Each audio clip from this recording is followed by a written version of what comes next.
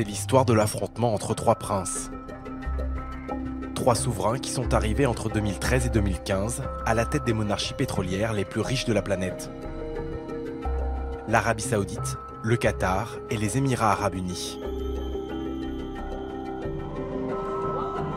Une génération aux ambitions démesurées, qui rêve de prendre la direction du monde arabe.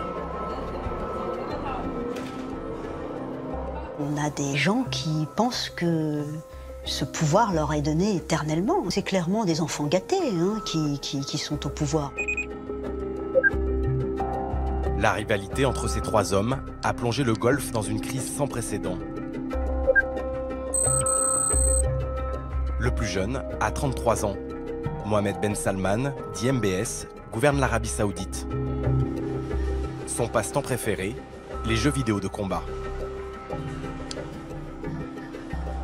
Mohammed Ben Salman vit dans une sorte de monde parallèle, comme un jeu, où l'on peut tout contrôler avec une manette, avoir le droit de vie ou de mort.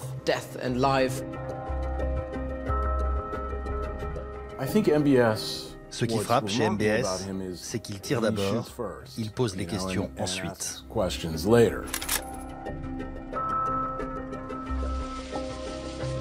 Accueilli comme un réformateur en Occident, l'homme fort de Riyad avait dévoilé sa brutalité dès son arrivée au pouvoir, en déclenchant une guerre sanglante au Yémen. Un conflit qui a déjà fait plusieurs dizaines de milliers de morts.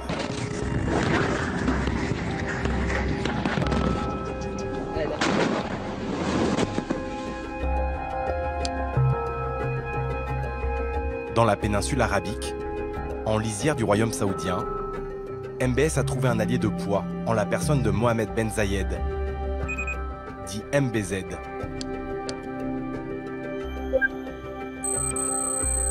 À 58 ans, le prince héritier d'Abu Dhabi dirige les Émirats Arabes Unis d'une main de fer. Mohammed Ben Zayed, c'est un militaire.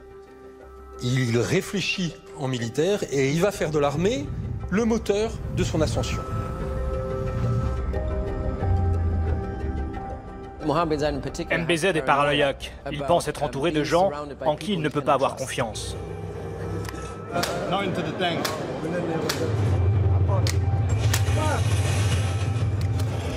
Afin d'asseoir leur hégémonie au Moyen-Orient, MBS et MBZ se sont désignés un ennemi à abattre. Ce voisin dérangeant est accusé de collusion avec des groupes islamistes et de liens trop étroits avec l'Iran.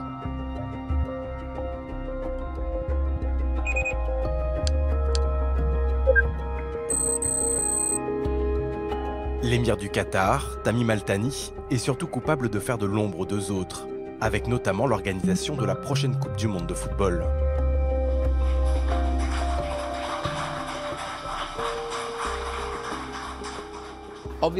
L'Arabie Saoudite et les Émirats Arabes Unis ne supportent pas que le Qatar ait obtenu la plus grande compétition sportive après les Jeux Olympiques, parce que ça blesse leur ego.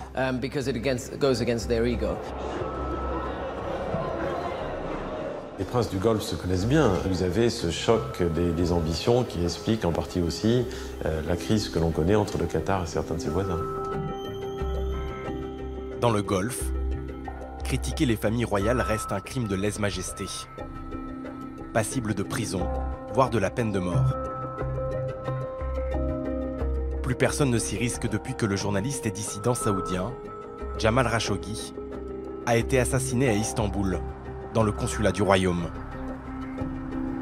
Son tort, avoir osé s'attaquer publiquement à MBS, le prince héritier d'Arabie Saoudite. Aujourd'hui, seuls les observateurs étrangers peuvent raconter librement ces querelles personnelles qui deviennent des affaires d'État et bouleversent le jeu politique mondial.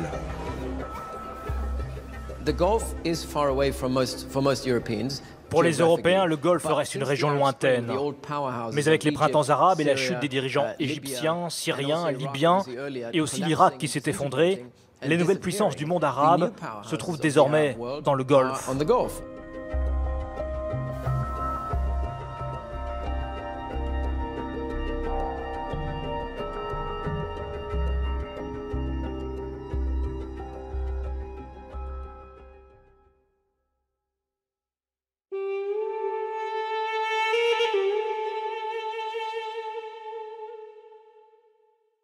qu'on appelle les familles régnantes du Golfe, ce sont en réalité des tribus qui se sont imposées progressivement au XVIIIe, XIXe et XXe siècle. Ces familles vivent comme des bédouins, donc de manière assez austère, c'est-à-dire essentiellement du nomadisme, d'une petite agriculture, de la pêche, etc. La richesse se manifestait essentiellement par le nombre de chameaux, la prospérité de tel ou tel commerçant. Le point commun qu'il y a entre les différents pays du Golfe, c'est qu'effectivement, pendant longtemps, cette région a été une région relativement pauvre et qui n'est riche en fait que depuis 1973, la première crise pétrolière. Le changement a été évidemment assez rapide, voire brutal.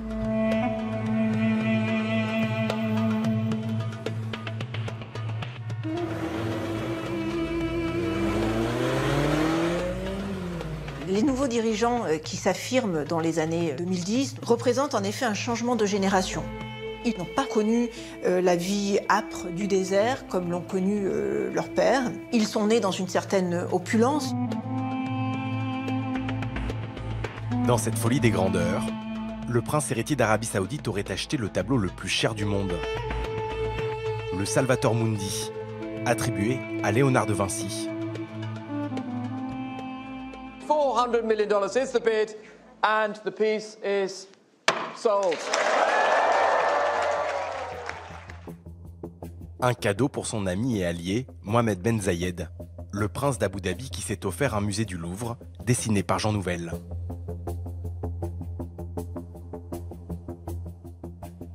Le même architecte français a été choisi par la famille royale du Qatar pour concevoir le tout nouveau musée national de Doha.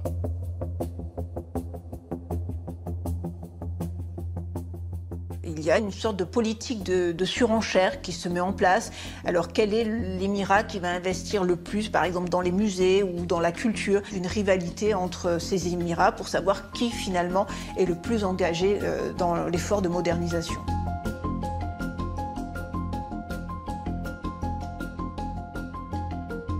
Ces villes savent très bien qu'un jour, le pétrole sera terminé et que désormais, elles ont besoin d'attirer des capitaux, elles ont besoin d'attirer de la publicité, elles ont besoin d'attirer des touristes. Il faut effectivement être la ville qui abrite l'immeuble le plus haut du monde, le gratte-ciel le plus fastueux, le plus prestigieux du monde, etc.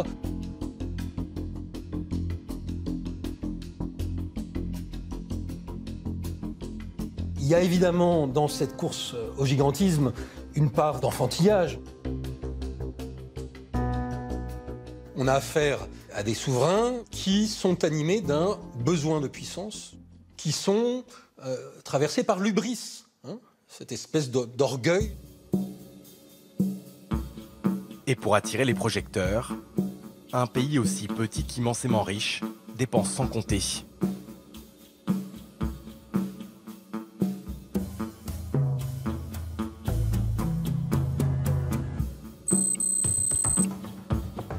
C'est là que Tamim Al-Thani arrive au pouvoir en 2013. Ce passionné de sport hérite à 33 ans de l'organisation de la compétition de foot la plus regardée au monde. We are very proud that we're going to be hosting the World Cup in 2022. This World Cup is for all the Arabs, not for Qatar. If it was for Qatar, it will not be successful. We said that this whole World Cup is for all the Arabs, and that's why we're successful. It's a big challenge.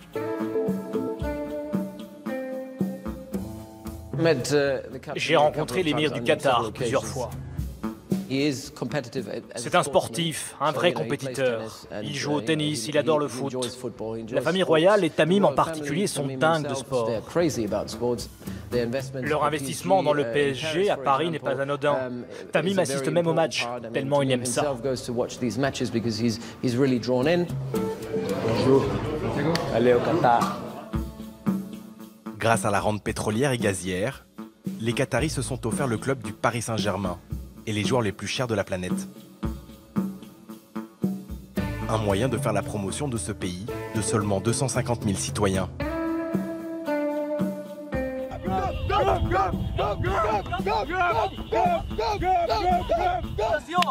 Merci mon frère. Merci beaucoup mon frère.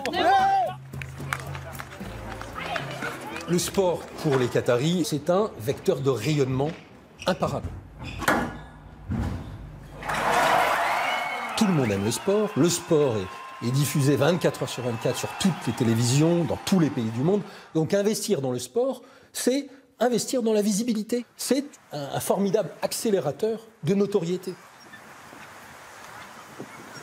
النموذج الاقتصادي الذي نقدمه وما يحيط به من ثراء رياضي وثقافي هو في رأينا أفضل مؤشر على النمو الصحي لأية دولة. Dans les rues de Doha, ces choix ne se discutent pas. Personne n'évoque les scandales qui accompagnent cette diplomatie sportive. Les accusations de corruption ou les nombreuses morts de travailleurs sur les chantiers du mondial.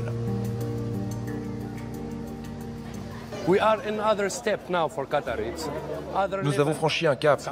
Le Qatar est le premier pays arabe qui va accueillir la Coupe du Monde. Nous, un petit pays qui n'a pas de longue histoire, contrairement à l'Arabie Saoudite.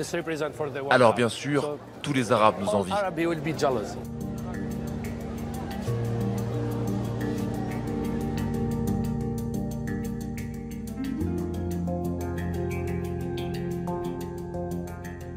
Le fait que le Qatar est le premier pays arabe à obtenir le mondial a montré qu'effectivement les Qataris avaient ce fameux sens des opportunités que d'autres auraient pu avoir. Je veux dire, les Émirats arabes unis avaient des moyens de le faire également, mais c'est le Qatar qui l'a réalisé.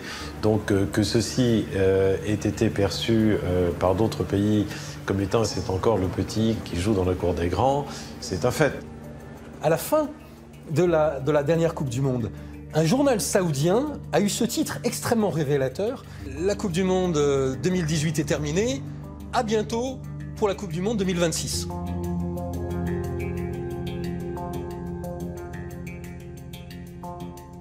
Sous-entendu, la Coupe du Monde 2022 n'existe pas.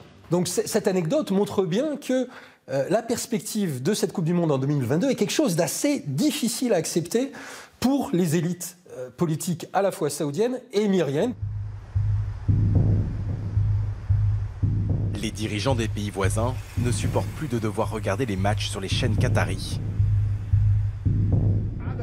Ils se sont donc attaqués à l'un des symboles de l'économie sportive, voulu par Tamim Al-Thani.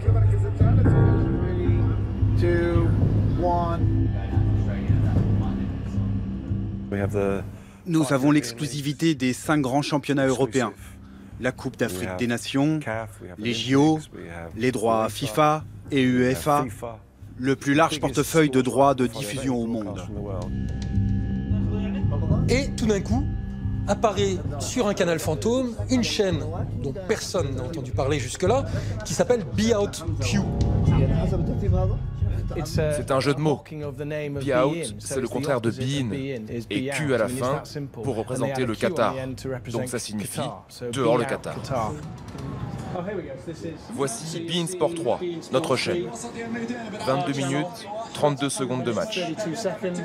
Avec à peu près 6 secondes de retard, Be Out Q récupère l'antenne, colle son logo sur le nôtre et rediffuse comme si le contenu lui appartenait.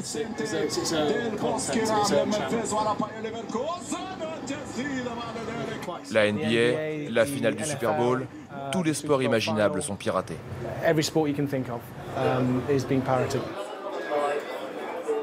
Donc tous les matchs se retrouvent sur cette chaîne qui, évidemment, n'a payé aucun droit à la FIFA ou à l'UEFA pour avoir la possibilité de retransmettre ces matchs.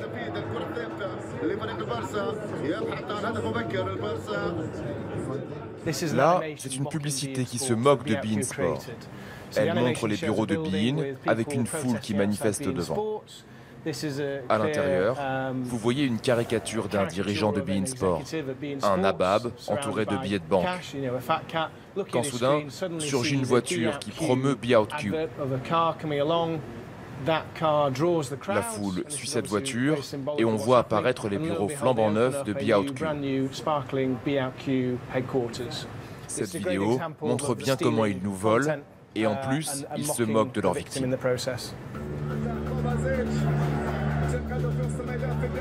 On ne sait pas exactement qui est derrière, mais ce sont des Saoudiens. Le piratage vient d'Arabie Saoudite. Ils vendent des publicités en monnaie saoudienne.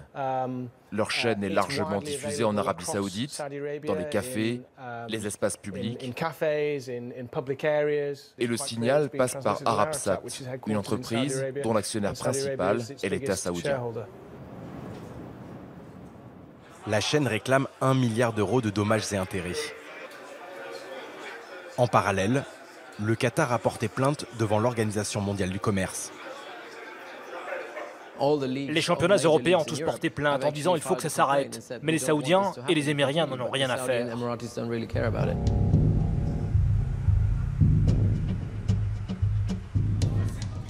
Ce piratage d'une ampleur jamais vue n'est pas anecdotique. Il est révélateur des déchirements du Golfe, de conflits qui déstabilisent une région tout entière. Pour comprendre cette haine, entre Tamim Al-Thani d'un côté et Mohammed Ben Salman et Mohammed Ben Zayed de l'autre, il faut revenir quelques années en arrière.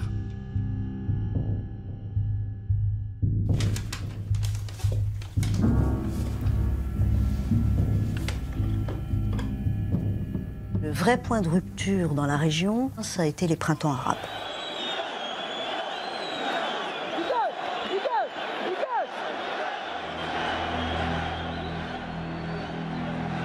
Les trois princes arrivent au pouvoir après le début des printemps arabes. Tamim Al-Thani en 2013, Mohammed Ben Zayed en 2014 et Mohammed Ben Salman en 2015.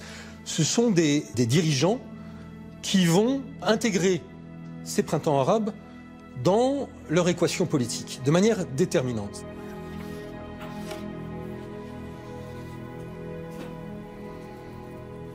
Quand le printemps arabe commence, les trois pays, l'Arabie Saoudite, le Qatar et les Émirats, le premier réflexe des dirigeants, ça a été d'augmenter les salaires de tous les fonctionnaires.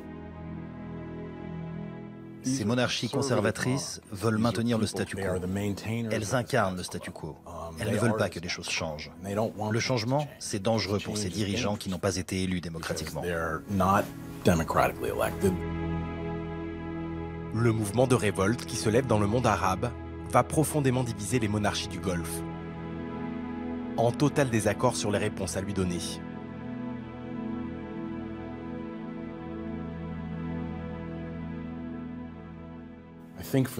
Certains monarques du Golfe, MBS et MBZ notamment, ont été horrifiés par le printemps arabe. Ils se sont dit, on va être les prochains, il faut qu'on réagisse.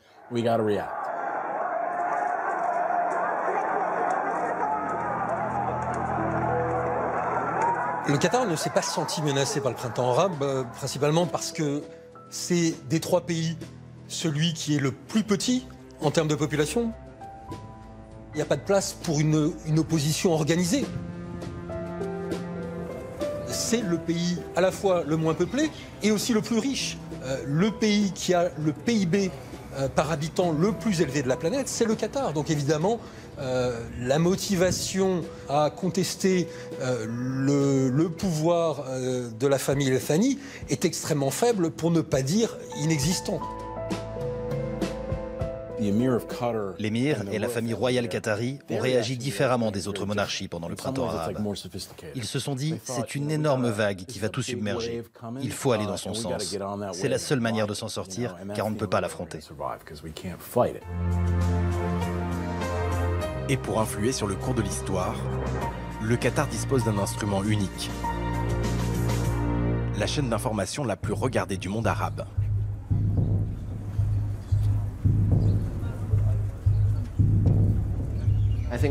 Sans Al Jazeera, le printemps arabe ne se serait pas propagé aussi facilement. Al Jazeera est une télévision d'État, créée en 1996 par l'ancien émir, dans son projet de libéralisation de la société arabe. Il s'agissait par exemple de donner la parole aux critiques de l'autoritarisme dans la région. Tout le monde s'exprimait sur Al Jazeera. Vous pouviez être un extrémiste chiite ou un extrémiste sunnite et être invité en plateau.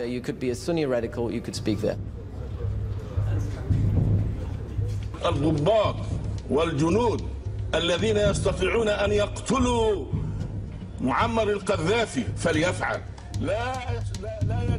Cet appel au meurtre du dictateur libyen est prononcé par un des idéologues les plus influents des frères musulmans, un réfugié politique au Qatar. Donc le sentiment a été que Jazeera cherchait à donner de plus en plus la parole aux opposants au sein du monde arabe, et notamment aux frères musulmans. Au-delà de cette médiatisation, les Qataris financent et arment des mouvements islamistes en Libye et en Syrie. En Tunisie et en Égypte, leur aide contribue aux victoires électorales des frères musulmans.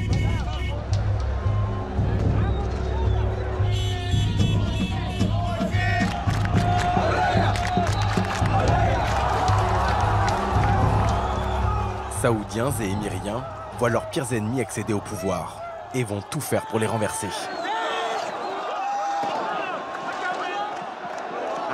Je comprends que cela pose problème à l'Arabie Saoudite et aux Émirats, qui se disent contre l'islamisme et l'assimilent au terrorisme. L'islam politique est la principale force d'opposition au régime autoritaire et aux dictateurs nés du nationalisme arabe dans les années 60. Et donc, endiguer l'islam politique et l'islamisme est la priorité absolue de MBZ et MBS, car ce sont des forces qu'ils ne contrôlent pas.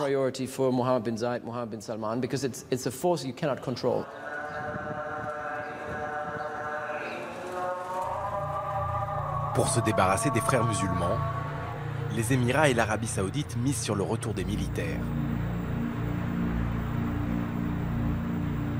En Égypte, ils choisissent le général Sissi et lui garantissent un soutien financier. Sous ses ordres, l'armée organise un coup d'État qui finit dans un bain de sang.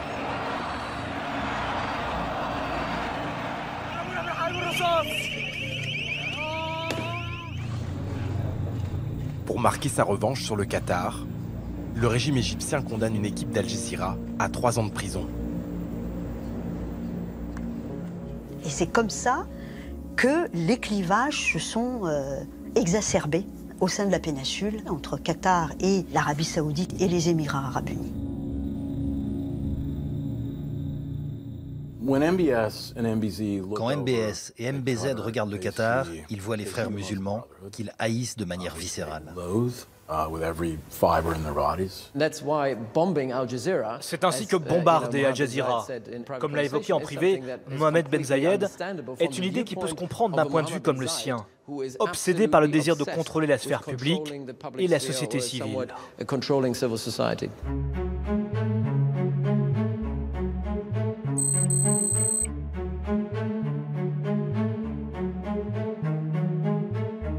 Aux Émirats arabes unis, on assiste à la concentration extrême des pouvoirs entre les mains du prince héritier d'Abu Dhabi, qui a mis au pas tous ses frères.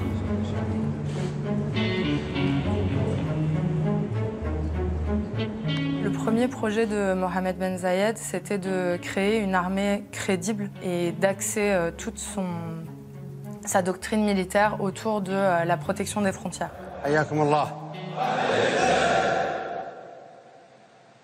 أنا جدا سعيد اليوم بوجودي معاكم يا إخوان. الدول مو بلأنها 10 مليون ولا 100 مليون ولا 1000. الدول بالإرادة يا عيالي. ولا تستهينون بإرادة الرجال. Mohamed Ben Zayed, il a fait Sandhurst, l'académie militaire très prestigieuse britannique. Il a un côté assez martial, très déterminé. Just landed at this strange planet. But there seems to be no sign of an intelligent life anywhere. السلام عليكم. كيف حالكم أيها الحضور الرائعون؟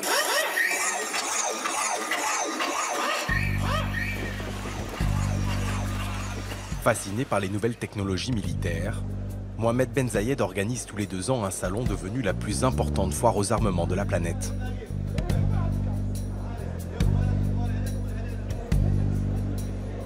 On peut dire que c'est le salon de MBZ et ça explique qu'effectivement ils s'y rendent systématiquement et qu'il est à cœur de se rendre à chacun des stands et de montrer à quel point il est dans son élément dans cet environnement.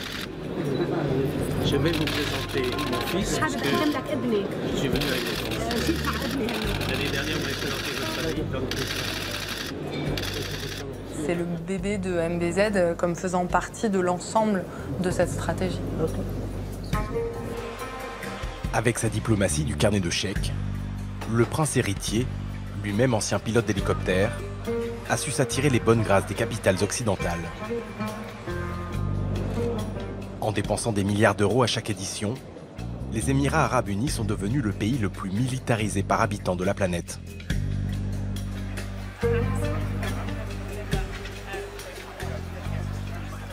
Aux Émirats, on compte un char de combat pour 2100 personnes. En France, on a un char de combat pour 250 000 personnes. Un arsenal que le prince aime exhiber dans des démonstrations de force. L'objectif est d'impressionner les états-majors du monde entier.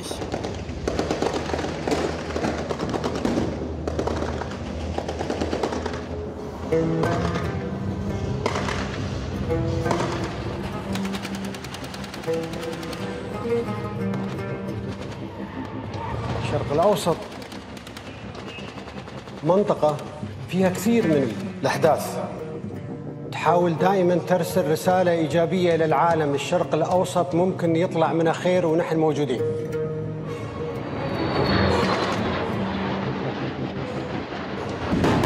قيادة الدولة ملتزمة بضمان وسلامة واستقرار الوطن والمواطن والمقيم.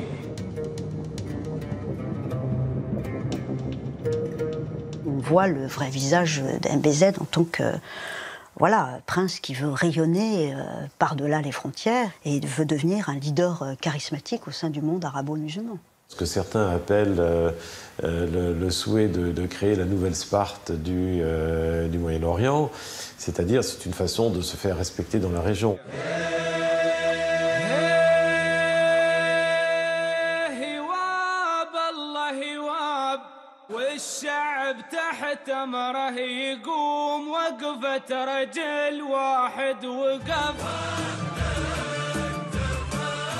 À la tête d'1 million d'Émiriens, Mohamed Ben Zayed veut s'imposer comme un allié incontournable de l'Occident dans la lutte contre la menace islamiste.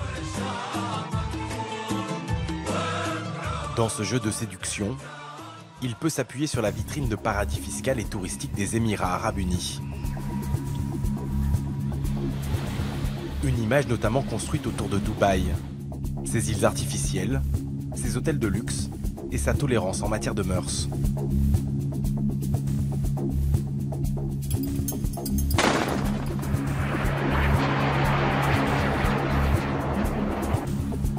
À chaque visite de chef d'État, le prince héritier d'Abu Dhabi sort le grand jeu, avec parade militaire aux couleurs des invités. Sous couvert de modernité, de libéralisme, Mohamed Ben Zayed a reçu en grande pompe le pape. Donc c'est la première fois qu'un pays de la péninsule arabique accueille sa sainteté le pape. Donc tout ça, ça va dans le sens de on est ouvert au monde, aux religions, à tous les cultes. Et ça ne l'empêche pas, chez lui, de régner d'une main de fer.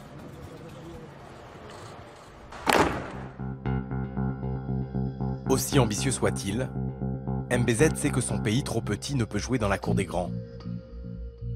Il a besoin d'un allié et il va le trouver en Arabie Saoudite.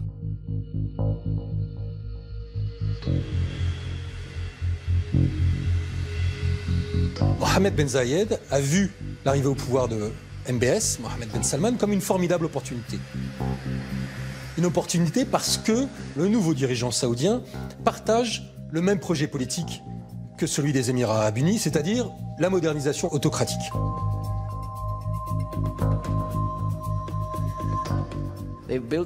Ils ont développé une relation de maître à élève, avec MBZ en maître et MBS en élève. Leur ambition, faire passer l'Arabie Saoudite du Moyen-Âge au XXIe siècle, en prenant les Émirats pour modèle.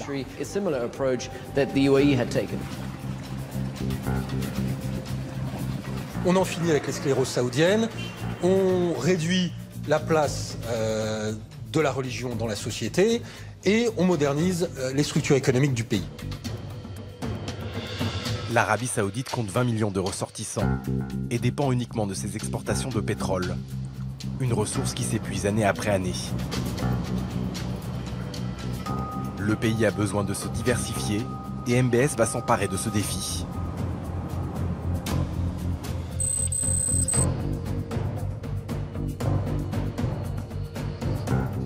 C'est un grand costaud, dynamique. Quand il rentre dans une pièce, tout le monde se retourne. Et il est extrêmement ambitieux.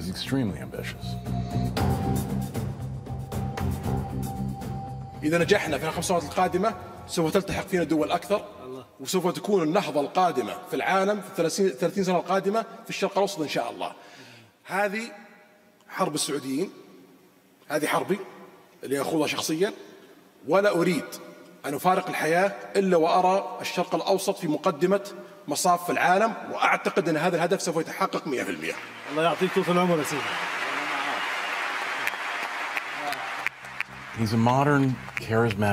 C'est quelqu'un de moderne et de charismatique. Il regarde les femmes dans les yeux, il leur serre la main, il est très direct. Tout cela plaît énormément en Occident. Dans la Silicon Valley, il a rencontré les dirigeants des grandes sociétés.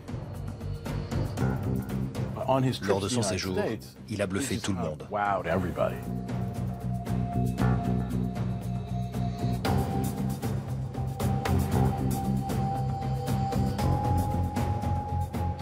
Et pourtant, rien ne prédestinait MBS à gouverner l'Arabie saoudite.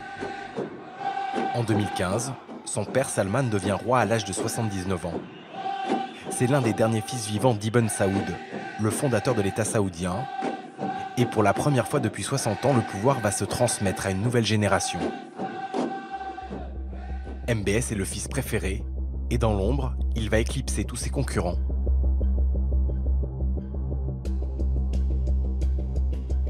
Il est décrit comme une tête brûlée, quelqu'un d'impulsif, qui ne réfléchit pas avant de prendre des décisions, avec parfois un côté puéril.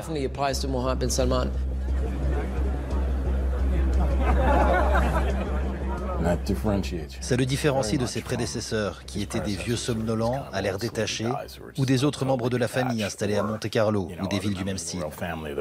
Lui, c'est un local. Un jeune qui aime les jeux vidéo. Et ça, tous les Saoudiens le comprennent.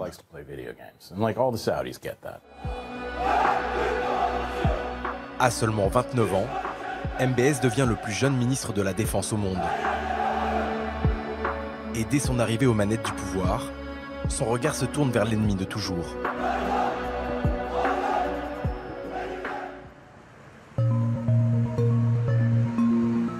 Les Saoudiens, pour eux, la menace existentielle dans la région, c'est l'Iran. احنا هدف رئيسي للنظام الايراني، الوصول لقبلة المسلمين هدف رئيسي للنظام الايراني، لن ننتظر حتى تصبح المعركة في السعودية، بل سوف نعمل لكي تكون معركة لديهم في ايران وليس في السعودية.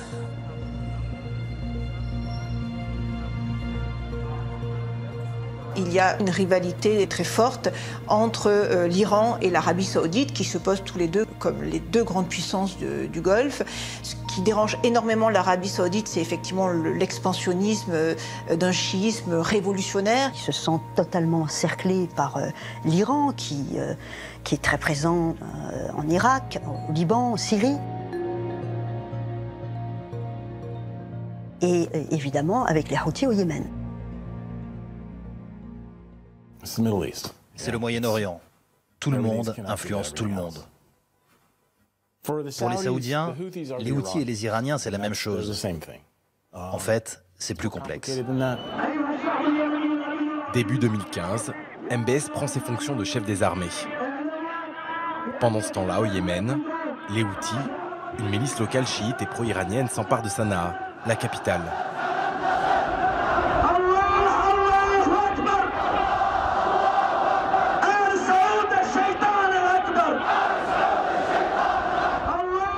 Le prince héritier, Mohammed Ben Salman, considère que l'Iran est à la frontière sud du royaume, Quand Mohammed Ben Salman décide d'intervenir au Yémen, l'idée c'était de marquer d'un grand coup son arrivée au pouvoir en montrant que sous son égide, l'Arabie Saoudite n'est pas un pays sur les pieds duquel on marche. بلا شك انه الحرب اللي قامت ما كانت خيار بالنسبه للمملكه العربيه السعوديه، كان يعني امر لابد ان نقوم فيه، ولا بيكون السيناريو الاخر سيناريو اسوء بكثير.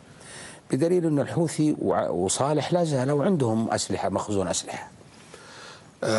نستطيع ان نجتث الحوثي وصالح في ايام قليله.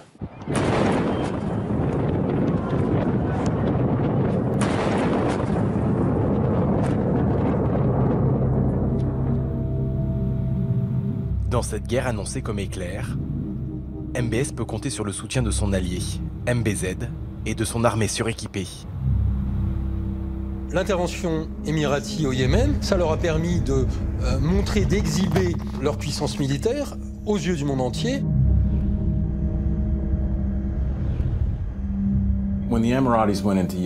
Le débarquement des Émiriens au Yémen a beaucoup impressionné.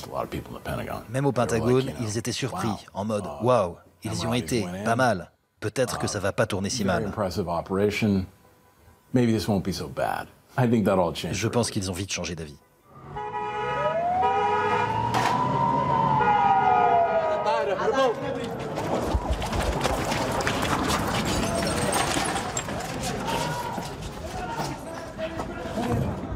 En même temps, comme toujours, quand on commence une guerre, on est persuadé qu'elle sera courte et joyeuse. Bon, c'est pas exactement, naturellement, ce qui s'est passé.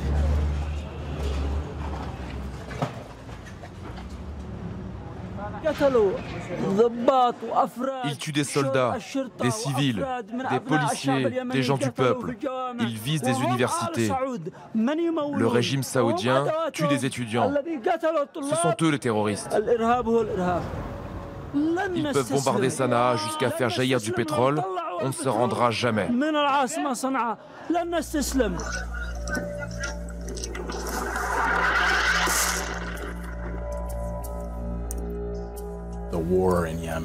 La guerre au Yémen est un désastre. Elle a provoqué une crise humanitaire massive, du choléra, une famine. C'est un cauchemar.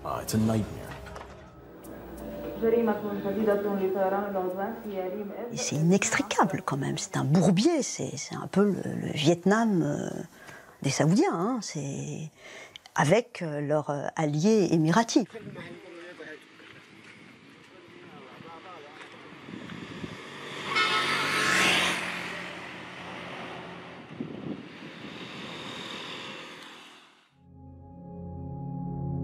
L'obsession anti-iranienne de l'Arabie saoudite n'est pas forcément partagée par les autres monarchies de la péninsule arabique.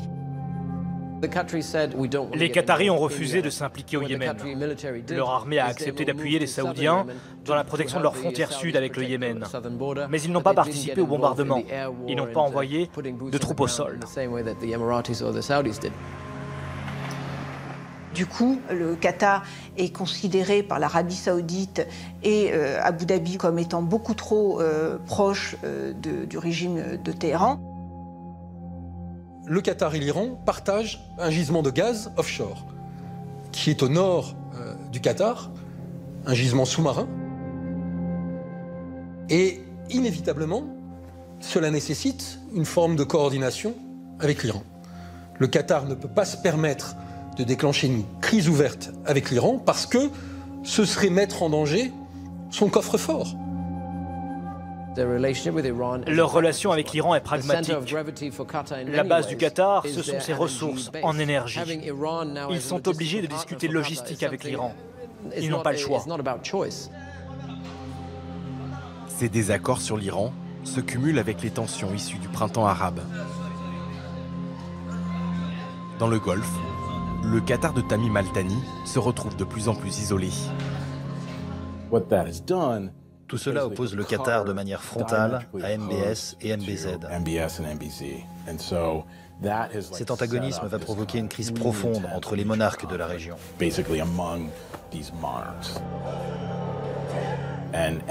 Une crise d'une ampleur sans précédent.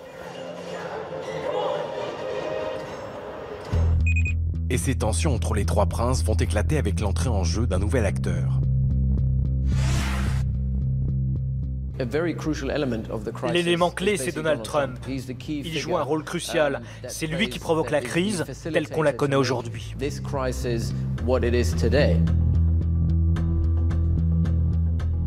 Les liens entre Donald Trump et le camp pro-saoudien, il y a des liens économiques. On sait que Donald Trump a un golf aux Émirats Arabes Unis. Beaucoup de membres de l'équipe de campagne de Trump avaient investi aux Émirats. Donc MBZ possédait déjà un carnet d'adresses bien fourni.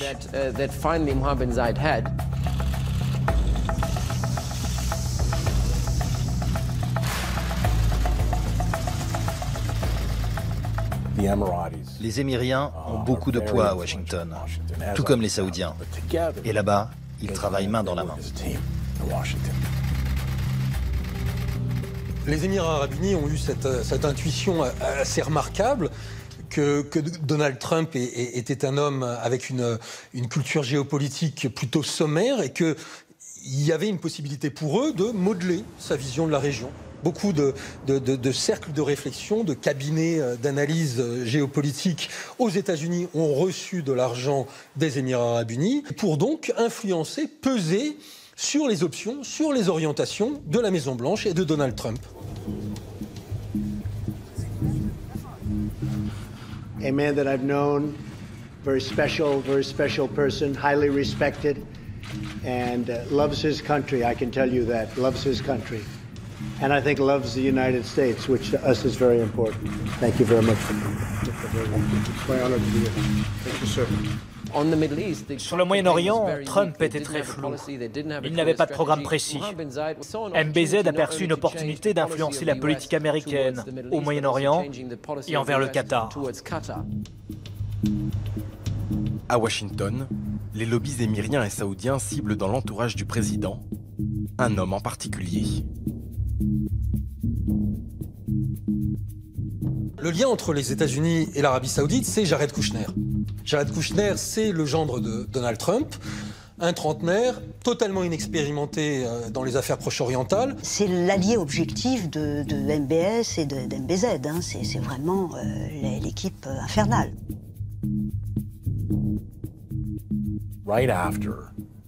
Juste après l'investiture, en janvier 2017, Jared Kushner venait d'être nommé responsable du Moyen-Orient. Voilà, c'est ton portefeuille. Alors, Jared prend une carte du Moyen-Orient, l'étale sur la table et se demande où on en est au Moyen-Orient, qu'est-ce qui se passe? L'Irak, le Liban, la Syrie, on les a perdus. L'Iran les tient. C'est qui nos amis? Avec les pays de la région, des partenaires traditionnels ont toujours été notamment l'Arabie Saoudite et les Émirats Arabes Unis. Ils décident de tout faire pour renforcer ces deux piliers et s'en prendre à l'Iran. L'ensemble de leur stratégie au Moyen-Orient se résume à cela, taper sur l'Iran. Et c'était exactement ce que MBS et MBZ désiraient, plus que tout au monde.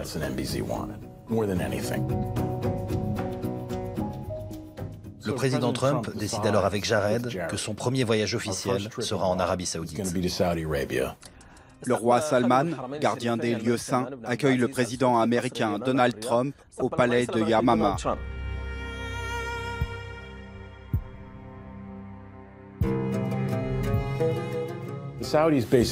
Les Saoudiens ouvrent le carnet de chèques et sortent le grand jeu.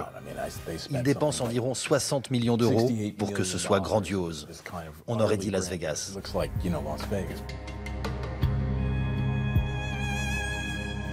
Une visite pleine de pompe, de solennité, avec un tapis rouge déroulé sous les pieds du président de la première puissance mondiale, une illumination de la façade du Ritz-Carlton où était hébergée la délégation américaine avec le drapeau américain, le drapeau saoudien.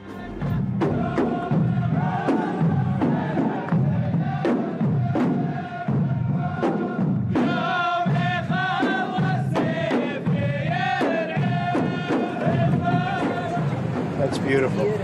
That is so beautiful. Heavy. This is the war dance. I can see that. It's as if somebody said C'est comme si quelqu'un avait dit à MBS et MBZ comment impressionner Trump et lui faire plaisir? En dépensant de l'argent. Spend money. C'est un donnant-donnant, entre guillemets, qui a été négocié entre eux. Le président Trump ne l'a pas dissimulé en présentant même des panneaux avec faisant ses courses. Some of the things that have been approved and are currently under construction and will be delivered to Saudi Arabia very soon, and that's for their protection. But if you look in terms of dollars, $3 billion, $533 million, $525 million, that's peanuts for you. Should have increased it. Il y a quelque chose d'un peu obscène, un peu outrancier dans cette scène, mais elle en dit long sur la conception extrêmement marchande que Trump a de la diplomatie. That's why we are here today, to be sure that we've tackled all the opportunities and achieve it, and also get rid of all the threats facing our both countries and the whole world. So I'm very glad to be here today. Thank you, Mr. President. La teneur de leur discussion à l'époque, c'était « Le Qatar est un problème. Il finance des groupes que nous n'aimons pas et ils sont proches de l'Iran. Nous n'apprécions pas cela, et vous non plus. Alors qu'est-ce qu'on fait ?» Trump, pas très au fait de ce qui se passait, aurait répondu « Si vous pouvez régler le problème, allez-y !» Et cette réponse, aussi vague soit-elle, a été perçue par MBS et MBZ comme un feu vert pour passer à l'action contre le Qatar.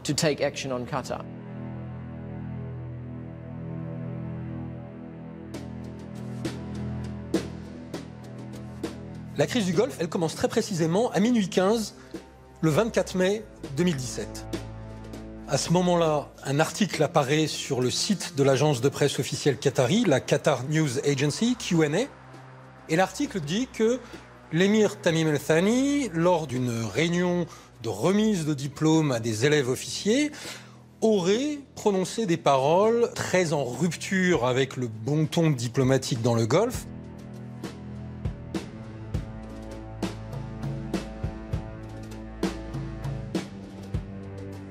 Cet article était un faux, c'était le résultat d'un piratage, d'une cyberattaque. On l'a su au bout de quelques semaines lorsque la CIA a dépêché des experts informatiques à Doha. Pourquoi ont-ils fait ça? Eh bien, c'était censé être le début d'une longue opération destinée à créer le doute au Qatar. Ils voulaient décrédibiliser l'émir aux yeux de sa population et de l'opinion mondiale.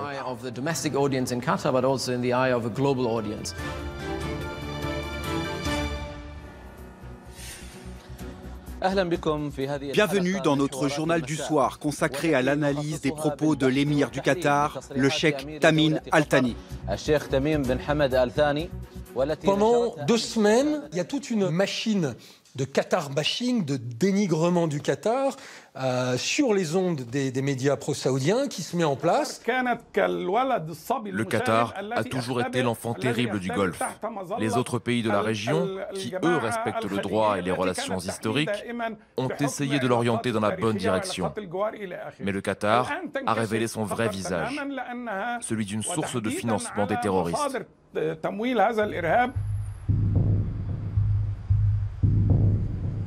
La pression va monter, monter, monter. Et puis, le 5 juin, rupture des relations diplomatiques et économiques contre le Qatar. La seule frontière terrestre du Qatar, c'est avec l'Arabie Saoudite. Les Saoudiens l'ont fermée aux personnes et aux marchandises. Plus rien ne pouvait entrer ou sortir du Qatar.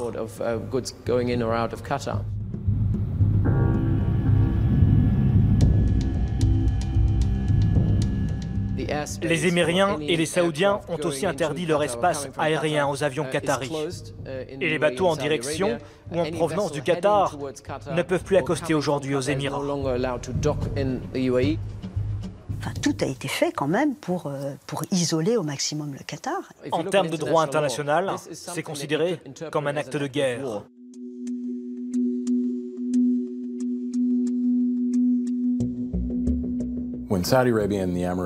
Quand les Saoudiens et les Émiriens ont mis en place le blocus, je peux vous assurer qu'au Pentagone, beaucoup ont craint que ce ne soit le prélude à une invasion, qu'ils allaient déclencher une guerre.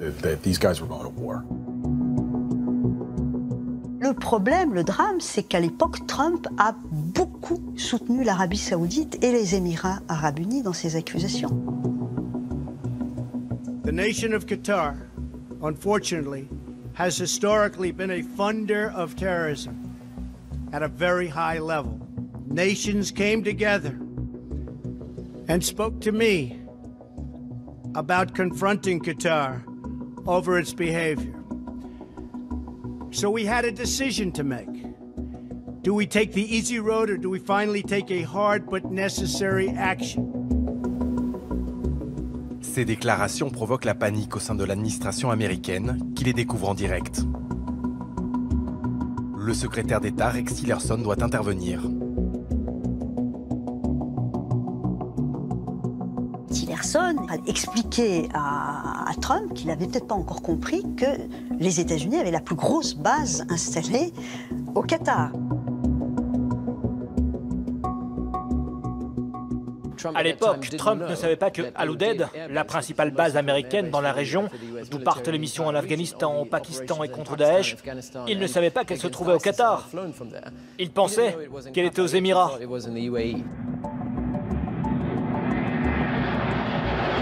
fallait surtout pas que les États-Unis prennent parti pour les uns et les autres contre justement le Qatar. Alors ça, Trump a fini par le comprendre.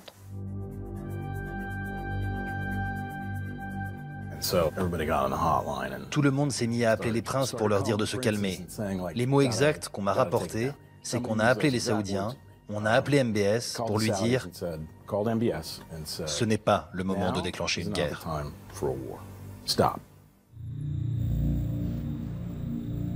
Les projets d'invasion sont suspendus. Mais le blocus reste en place. Une guerre froide commence dans le Golfe. بطبيعة مجتمعنا وشعبنا وكما تعلمون الحياة في قطر تسير بشكل طبيعي منذ بداية الحصار وقد وقف الشعب القطري تلقائيا وبشكل طبيعي وعفوي دفاعا عن سيادة وطنه واستقلاله. Avec la crise, le nombre de contrats d'armement signés a augmenté, particulièrement avec les Qataris, qui ont commandé une sacrée quantité d'armes.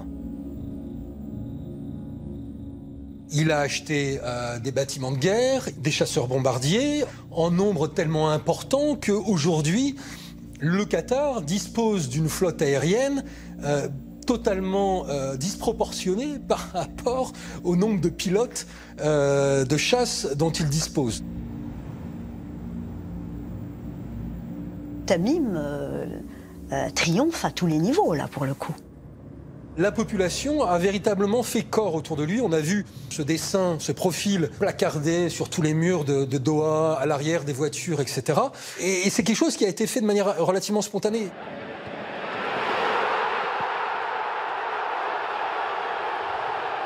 Cet embargo a fait de lui une vraie figure nationale, un homme d'État. Donc ça, c'est un échec cuisant pour Abu Dhabi et Riyad, quand même.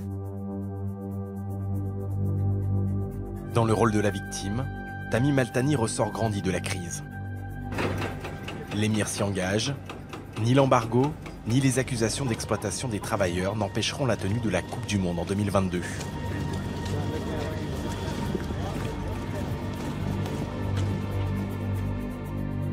Pour l'axe MBS et MBZ, l'opération contre le Qatar tourne au fiasco et la guerre au Yémen s'enlise.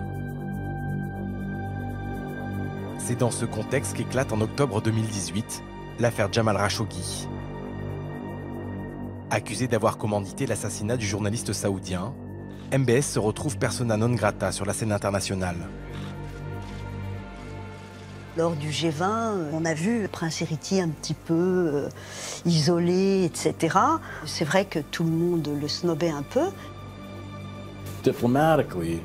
Sur le plan diplomatique, les relations sont inchangées. L'Arabie saoudite est toujours notre allié. Mais en réalité, c'est plus problématique. Je pense qu'à l'avenir, quand MBS viendra aux États-Unis, il ne pourra pas s'afficher publiquement sans que tout le monde dise « c'est lui qui a fait tuer Jamal Khashoggi ». Il risque de rester au pouvoir 40 ou 50 ans. Ça va laisser une tache indélébile dans les relations entre l'Arabie saoudite et l'Occident.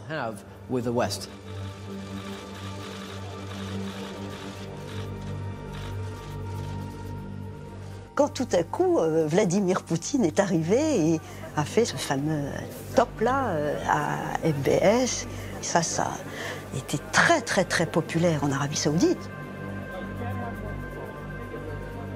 Il y a une très très bonne relation entre la Russie de Poutine et l'Arabie du roi Salman et les Émirats arabes unis de MBZ. Hein.